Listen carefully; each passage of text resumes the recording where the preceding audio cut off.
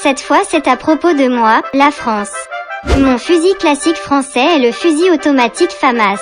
Lui et le fusil MAS-49 sont tous deux des fusils développés indépendamment par le gaullisme.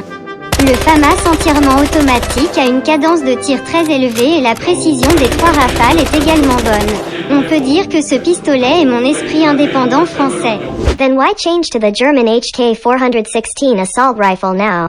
Heck, German stuff is French stuff. Paris ist eine Stadt in Deutschland. Et les gars, vous êtes assez. Nadal twierdzicie, że jesteście mocarstwem europejskim. Mój karabin szturmowy w Z96 reprezentuje status Polski jako mocarstwa europejskiego. Karabin WZ96 strzela nabojami kalibru NATO. Wraz z adapterem dostępne są magazynki M16 NATO. N'est-ce pas juste un AK avec des obus et des bombes? Pas aussi bon que le Valmet M76 en Finlande à côté. Au moins ils ont changé le cache anti-poussière. Kuka kutsui minua Suomen isokarvaisella AK:lla muunnetuksi AK-kivääriksi?